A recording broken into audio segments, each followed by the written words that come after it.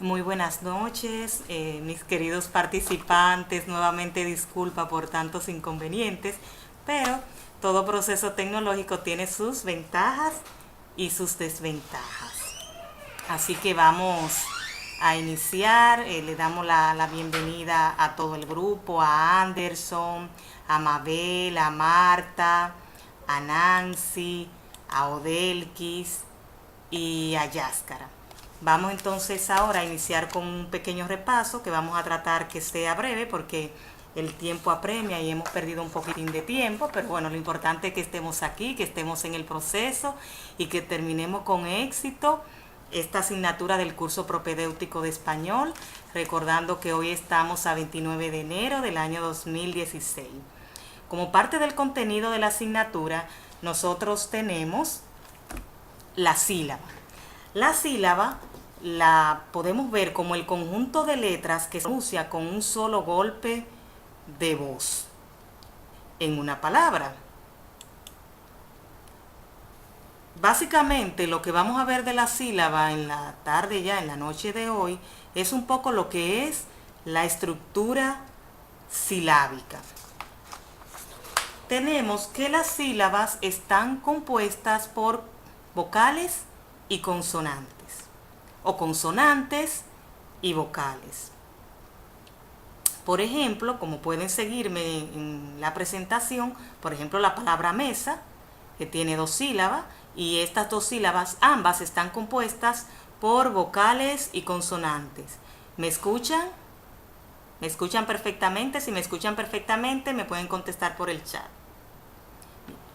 Cuando aparece una consonante en medio de dos vocales, también aquí se forma la sílaba. Por ejemplo, en la palabra ajo podemos ver que está compuesto por dos sílabas. Una de ellas está compuesta solamente por una vocal y la otra por la sílaba jo. Y así podemos ver entonces el ejemplo, solamente para refrescar. Ya avanzando un poquito, podemos ver que de acuerdo al lugar en que se encuentre la sílaba dentro de una palabra, nosotros podemos darle un nombre. Por ejemplo, en la palabra gramática, la sílaba K sería la última sílaba de la palabra. La sílaba ti sería la penúltima sílaba. La sílaba ma, que es la antepenúltima sílaba. Y la sílaba gra, que es la anterior a la antepenúltima sílaba.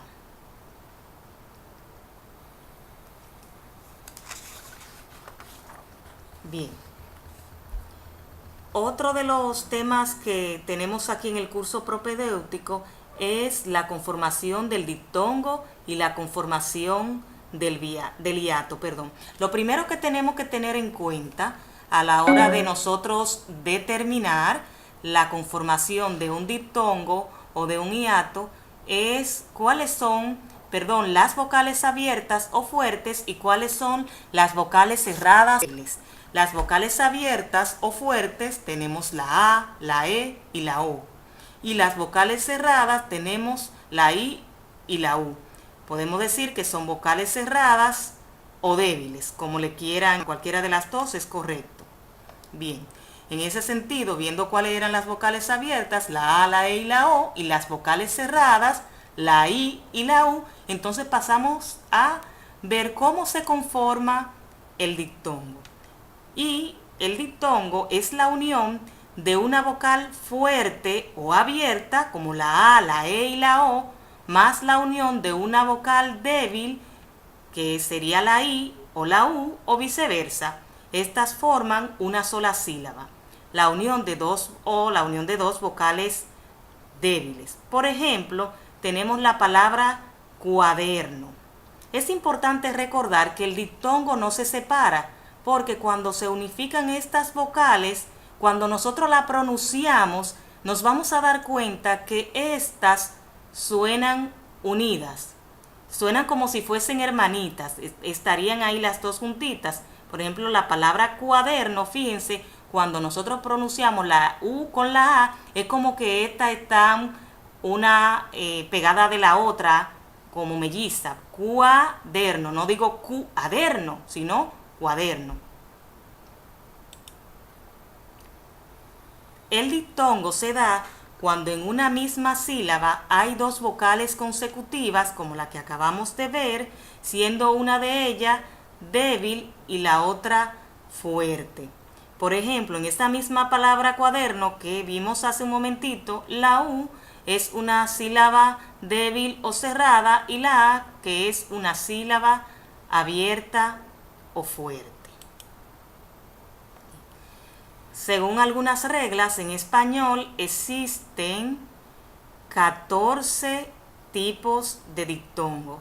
Vamos a hacer mención de ello, pero es sumamente importante que siempre se maneje la regla. Entre esta conformación se establece la A y la I, la E y la I, la O y la I, la U, I, A, U, E, U, O, U, I, A, I, E, I, O, I, U, A, U, E, I, U, O.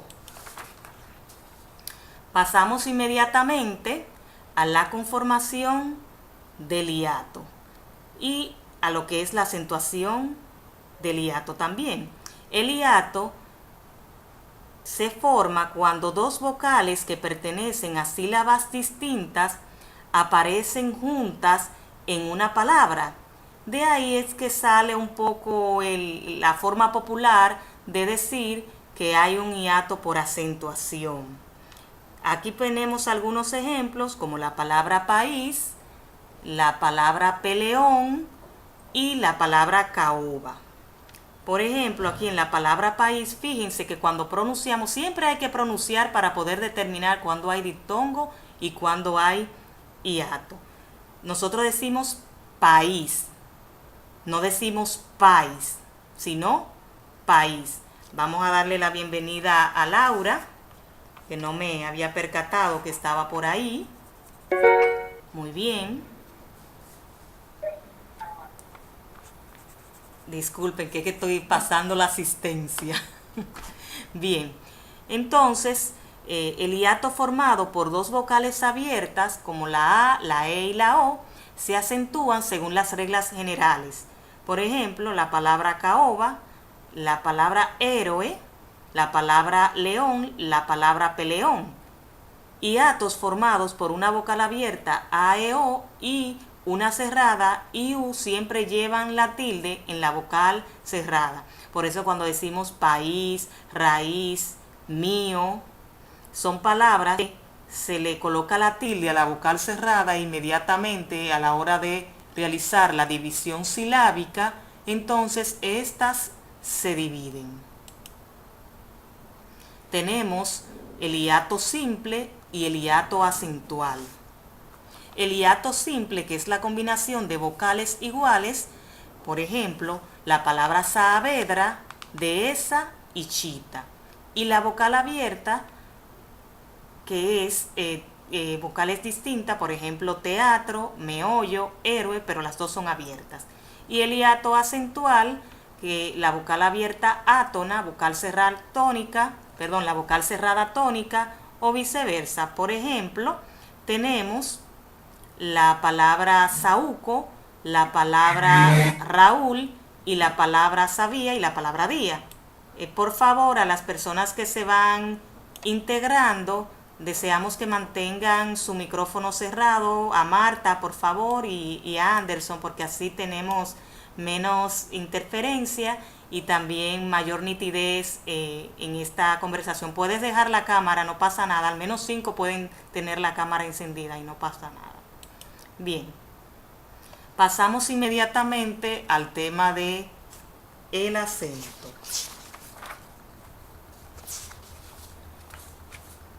El acento es cuando se habla de palabras que deben entenderse que tienen una mayor intensidad de voz o que al hablar hacemos una mayor fuerza en una sílaba donde ésta se encuentre. La sílaba donde se carga la voz es una sílaba llamada tónica. solo en algunas sílabas tónicas se le adjudica la tilde. O sea que todas las palabras llevan acento, mas no todas las palabras se le coloca la tilde. Por ejemplo, si decimos la palabra tónica, la misma palabra tónica, nos damos cuenta que como es una palabra esdrújula, porque lleva la sílaba en la sílaba to, que es la tras antepenúltima, entonces allí la regla establece que si hace la mayor fuerza o intensidad en esta sílaba, entonces es una palabra esdrújula, y las palabras esdrújulas siempre se le coloca la tilde. Sin embargo, si yo menciono la palabra debe, fíjense que la mayor fuerza o intensidad en la palabra debe se hace en la D, porque si no, dijéramos debe. Si no, no decimos debe, decimos debe. Entonces es una palabra grave o llana, terminada. Estoy utilizando palabras de la misma conceptualización. Entonces, como es una palabra grave o llana, la regla establece que si esta palabra termina en cualquiera de las vocales o en las consonantes N y S, no se le va a colocar la tilde, pero sí tiene su acento, ¿verdad? Bien. Por eso es que llamamos al acento a prosódico y el acento ortográfico. Bien.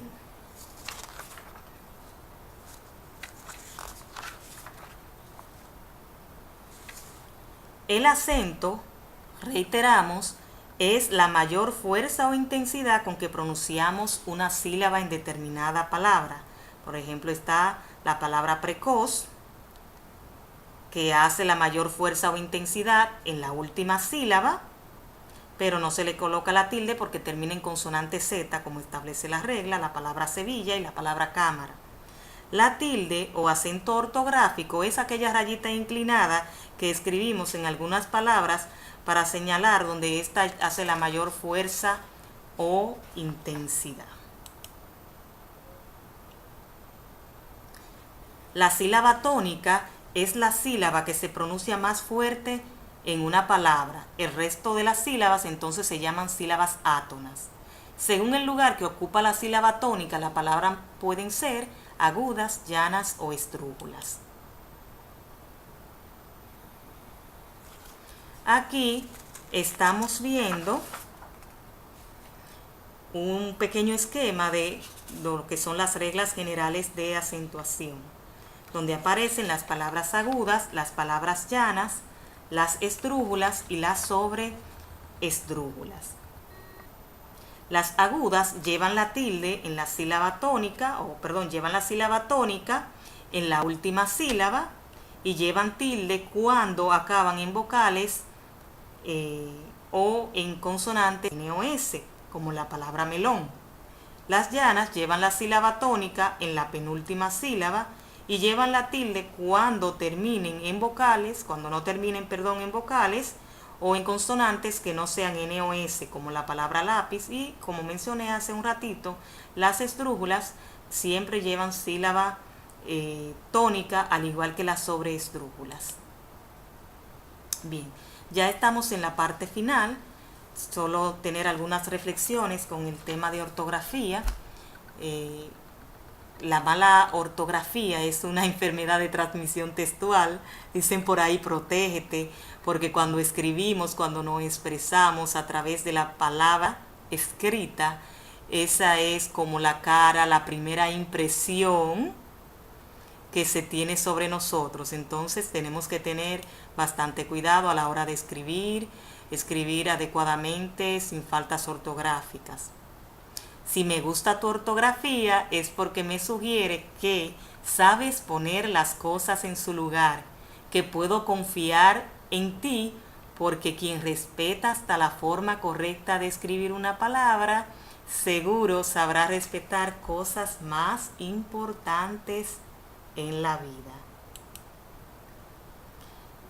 A veces las personas cuando le corrigen la ortografía piensan que el problema es de usted. No, el problema no es ese, el problema es la ortografía. Bien. La mala ortografía es enemigo silencioso. La gente te lee el error. Se hace una mala concepción de ti, pero prefieren mantenerse en silencio, criticar, no hacértelo saber, no te lo dicen.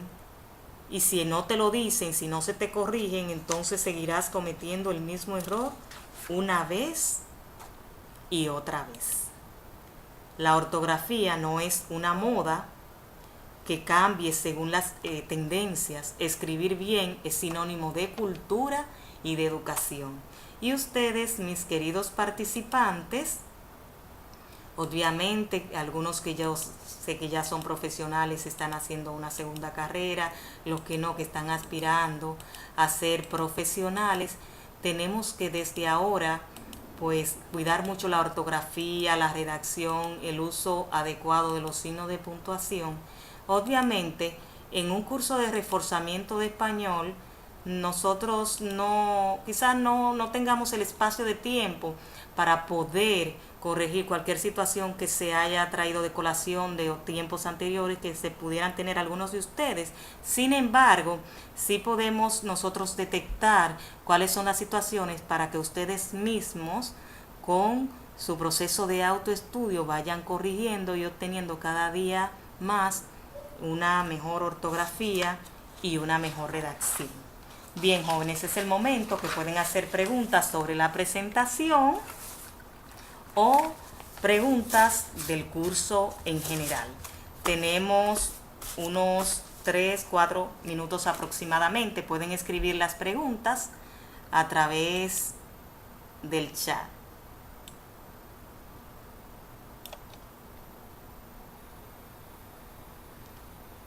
Pueden escribir la pregunta y la contestamos.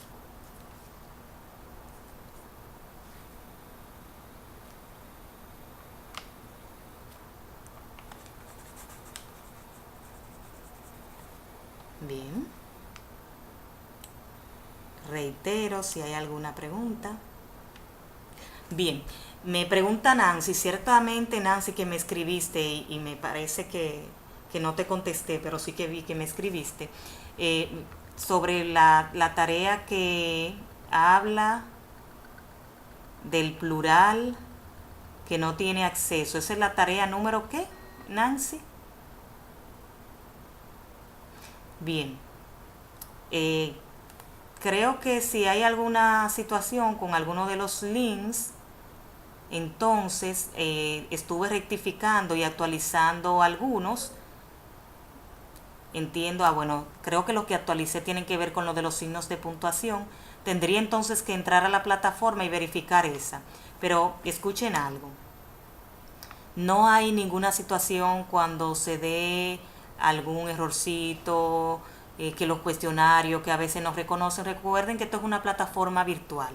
Siempre es importante que mantengamos la buena comunicación, que me escriban a través del foro, como algunos también me han estado escribiendo al correo. Yo prefiero que me escriban en el foro porque ahí puedo retroalimentar y si alguien tiene la misma duda, pues el otro compañero puede también saciar su inquietud.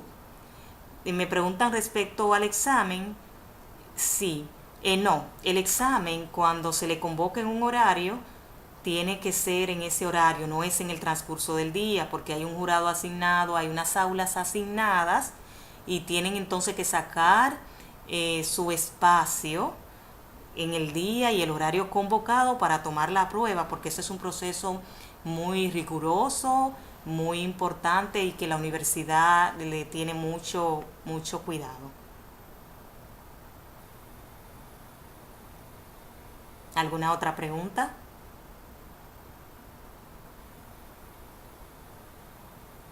Muy bien, muy buena pregunta, Nancy. El trabajo que es grupal, si ustedes se fijan, cuando entran a la pantalla de su curso virtual, hay un icono que se llama Wiki. Cuando ustedes le dan al icono Wiki, le va a aparecer una consigna, o sea, unas indicaciones de lo que deben hacer. Ahí se va a abrir una ventana muy parecida a la ventana que se abre cuando ustedes participan en el foro. ¿Por qué es colaborativo? Porque en una sola página parecida a una página de Word, ustedes van a poder hacer sus planteamientos en relación a la pregunta o a la consigna que yo elaboré.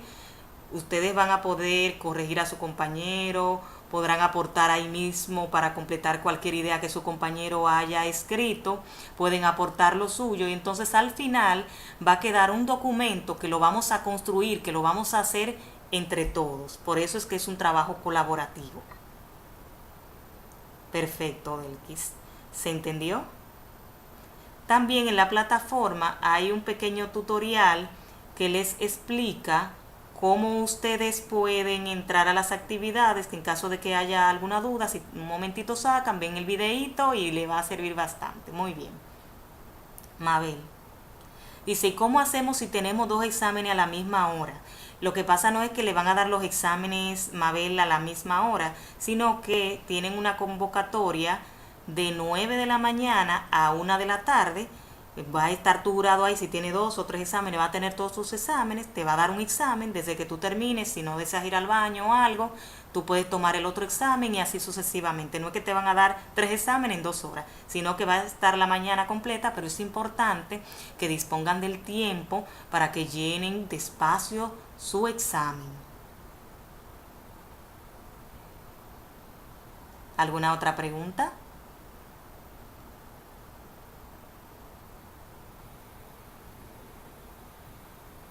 ¿Alguna otra pregunta?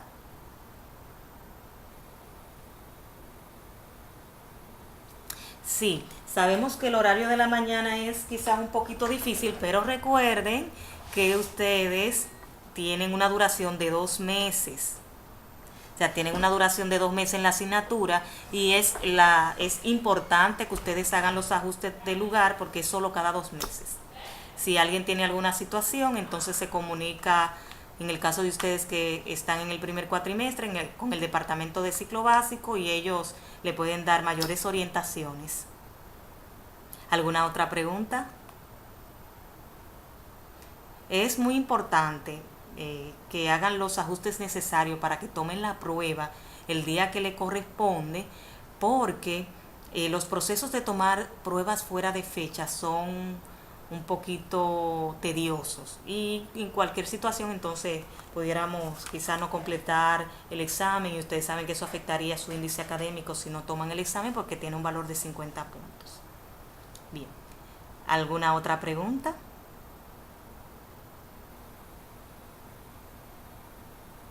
Bien, entonces les agradezco su presencia, agradezco la paciencia que han tenido con las situaciones de conectividad que tuvimos al principio, pero creo que estos encuentros son muy importantes. Ustedes saben que yo estoy para acompañarles, que estoy para ayudarles. Me siento muy feliz que hayan pues tomado esta decisión tan importante en la vida, que se tengan muchísima paciencia porque el proceso de inicio en una modalidad educativa a distancia requiere de mucho esfuerzo, de dedicación, de que ustedes se mantengan con mucho contacto, muchísimo contacto con nosotros, con sus facilitadores, con la universidad.